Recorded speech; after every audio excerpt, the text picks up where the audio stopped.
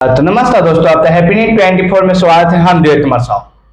आज हमारे साथ ज्ञानोदय पब्लिक स्कूल के निदेशक ज्ञान रंजन दुबे जी अभी हमारे साथ जुड़े हैं। आइए हम कुछ शिक्षा के विषय में इनसे कुछ जानने का प्रयास करेंगे। तो चलिए, सबसे पहले ज्ञान सर, आप तो हैप्पी न्यू 24 में स्वागत है। बहुत बहुत धन्यवाद मेरे विद्यालय के तरफ से और इस क्षेत्र में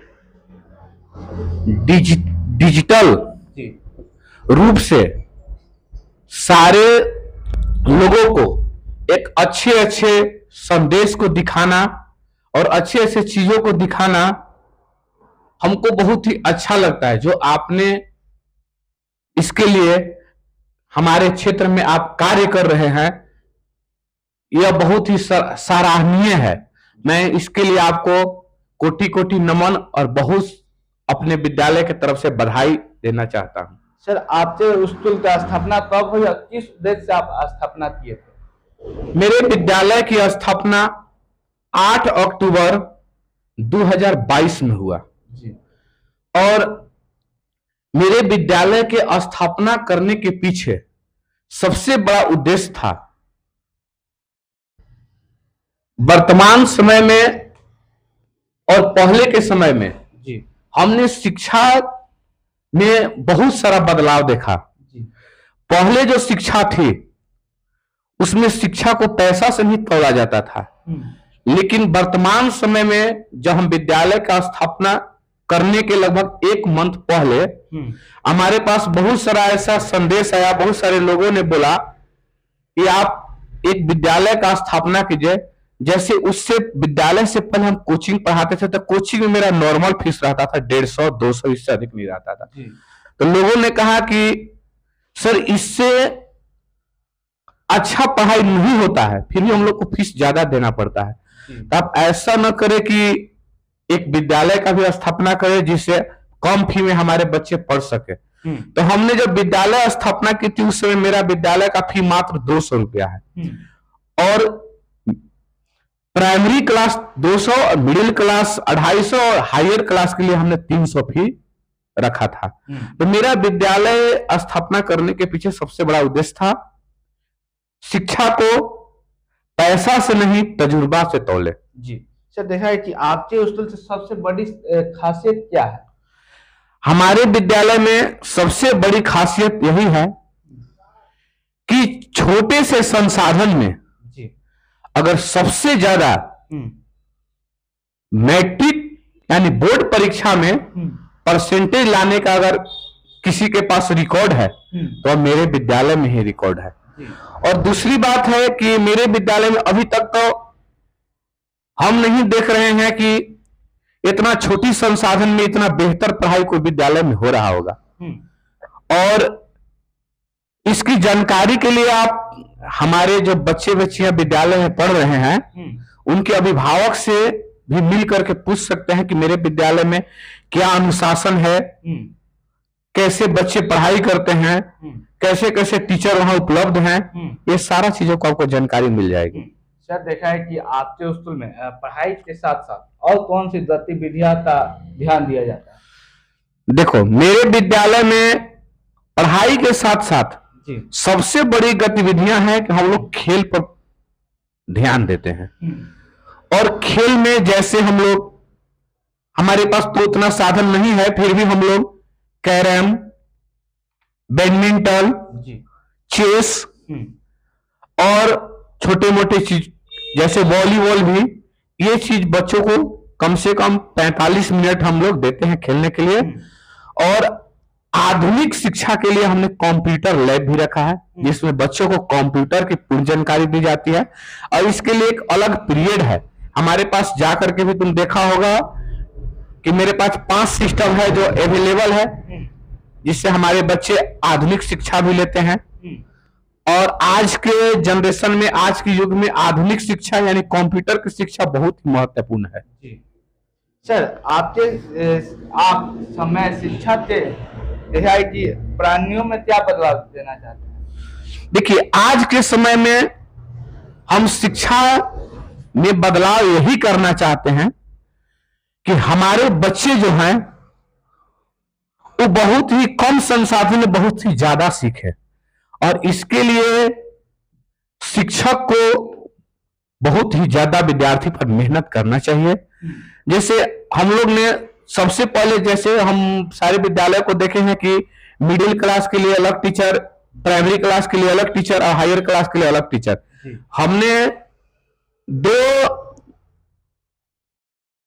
हमने जो दो रूप में विद्यालय चलाता हूं, दो पीरियड में, जैसे एक नर्सरी से लेकर के 5 क्लास तक और एक 5 क्लास से 10th क्लास तक। तो 6 बजे से लेकर के अभी हमारा 8 बजे तक हम लोग जितने भी सीनियर टीचर हैं वो सारे नीचे रहते हैं, और 8 बजे से लेकर के 12 बजे तक सीनियर टीचर ऊपर जाते हैं। तो हमने ऐसा बदलाव इसलिए किया कि बच्चों के कम समय में ज्यादा चीज सीखे, और अन्य विद्यालय से मेरा विद्यालय का जो फीडबैक है वो बेहतर आवे, इसीलिए हमने ऐसा कदम उठाया। सर, आप बच्चों के भविष्य को लेकर क्या विजन रखते हैं? हम बच्चे के भविष्य को लेकर यही विजन रखते हैं कि मेरे विद्यालय से या मेरे कोचिंग से जो भी बच्चा निकले उसको आत्मनिर्भर बनाए। आत्मनिर्भर यानी किसी दूसरे पर आश्रित न हो, वो बेरोजगार न बैठे। किसी भी क्षेत्र में, चाहे वो आधुनिक क्षेत्र हो, चाहे वो टेक्निकल क्षेत्र हो, या वो शिक्षा का क्षेत्र हो, या समाज का क्षेत्र हो, कोई क्षेत्र में बेहतर से बेहतर कार्य करे और विद्यालय एवं पूरे क्षेत्र का नाम रोशन करे। Sir, digital online class smart तो आप कितना जरूरी मानते हैं? डिजिटल स्मार्ट क्लास जो है वर्तमान समय में तो इसको हम बहुत जरूरी मानते हैं, क्योंकि डिजिटल के साथ साथ आप जिस विद्यालय में पढ़ते हैं उस विद्यालय में भी आपको पूर्ण समय देना होगा, और जहां कोचिंग पढ़ते वहां भी पूरा समय देना होगा। लेकिन इसके साथ साथ डिजिटल इसलिए जरूरी है कि आने वाला समय में लगभग सारा टीचर हो या कोचिंग हो या स्कूल सब डिजिटल होने वाला है, और इसकी जानकारी अगर हम छोटे लेवल से लेकर के चले तो आगे चल करके हमारे लिए बेहतर होगा। तो आज के जनरेशन में डिजिटल शिक्षा भी बहुत ही अच्छा है। जैसे हम लोग भी थोड़ा थोड़ा डिजिटल की और बच्चे को ध्यान आकृष्ट कर रहे हैं, और लगभग उम्मीद है कि जो गर्मी छुट्टी के बाद जब स्कूल खुलेगी तो हम लोग पूर्ण रूप से डिजिटल कर देंगे। क्योंकि अभी हमारे विद्यालय में जो कैमरा लगा हुआ है वो कैमरा उसको सेटिस्फाई करके स्मार्ट बोर्ड से हम लोग जोड़ेंगे, और इसके बाद सारा विद्यालय हमारा डिजिटल हो जाएगा।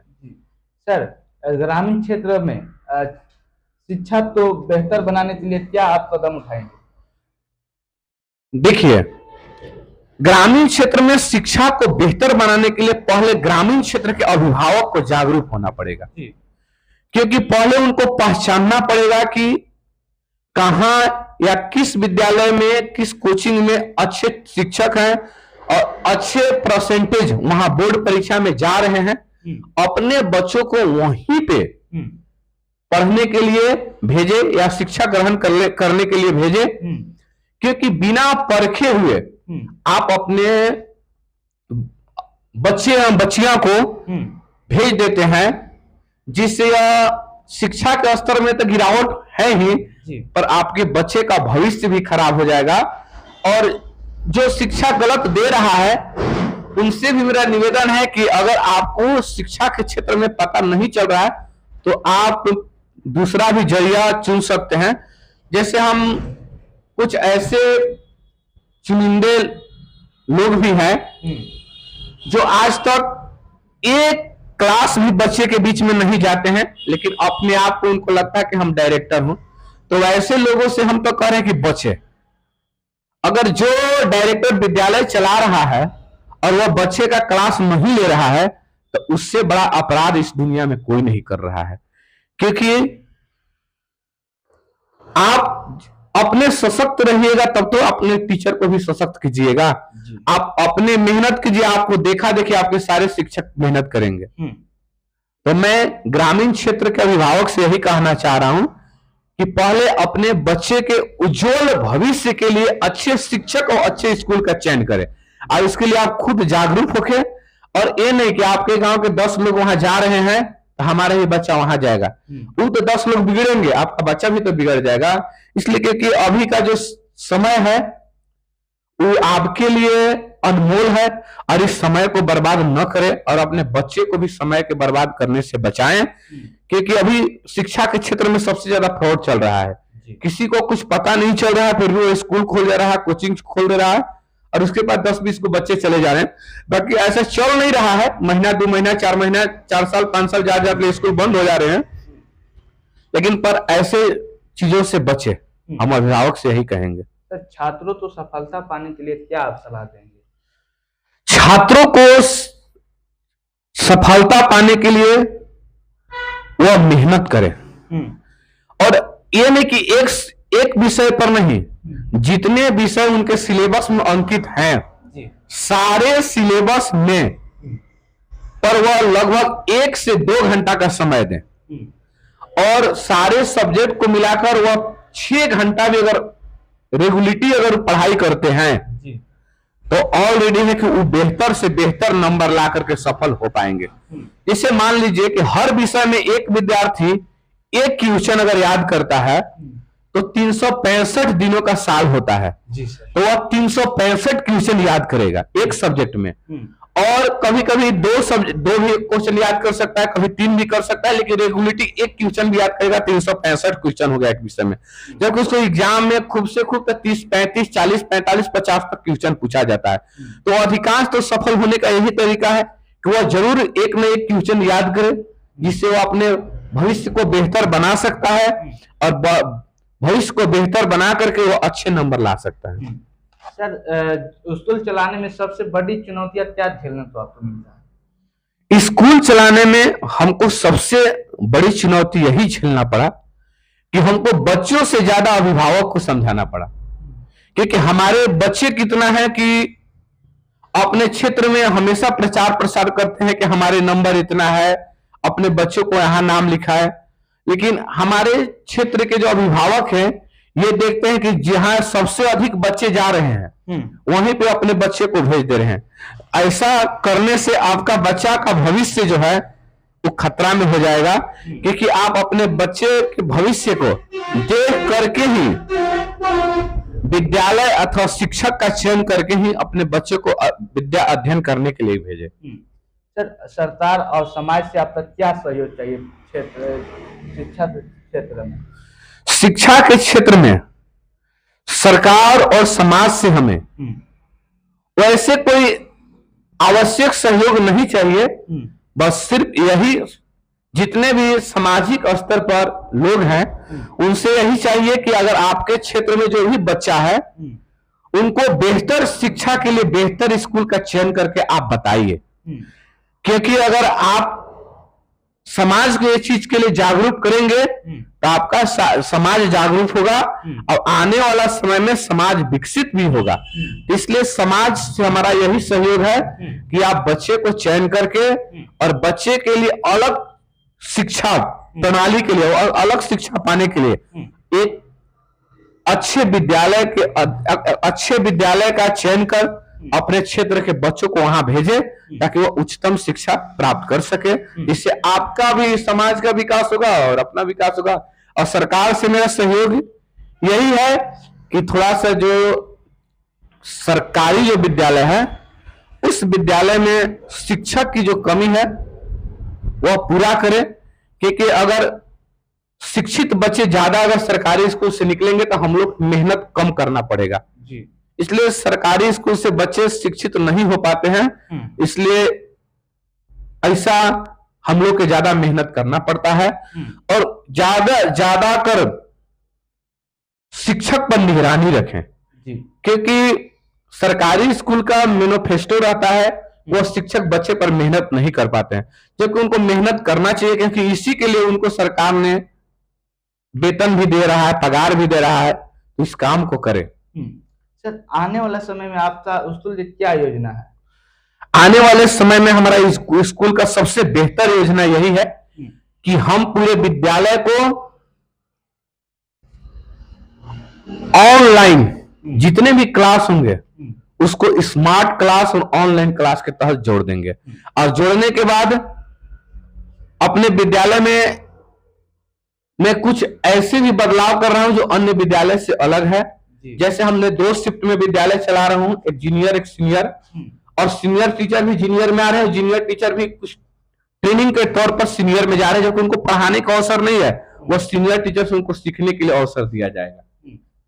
तो मैं अगला जो योजना बनाया हूं, यही योजना है कि हमारे स्कूल डिजिटल हो जाए, और ये लगभग हमको उम्मीद है कि 2026 में ही पार होगा, हम डिजिटल कर देंगे। और आधुनिक शिक्षा के लिए कंप्यूटर की जानकारी अभी तो हमारे 5 क्लास से 10th क्लास तक के बच्चे जो हैं उसको अध्ययन करते हैं, लेकिन अब हम उसको 3 क्लास से करने वाले हैं। और कोचिंग के लिए भी हम अलग विशेष समय देते हैं, शाम के 4 बजे से 6 बजे तक अभी इसका टाइमिंग है। और अगला जो योजना है, मेरा अगला योजना यही बेहतर योजना यही है कि हम अपने विद्यालय को अनुशासन में रखकर और बेहतर से बेहतर पढ़ाई के प्रति योजना बनाएं, जिससे समाज और क्षेत्र का विकास हो। सर, अंत में हमारे दर्शकों को क्या आप संदेश देना चाहते हैं अपने माध्यम से?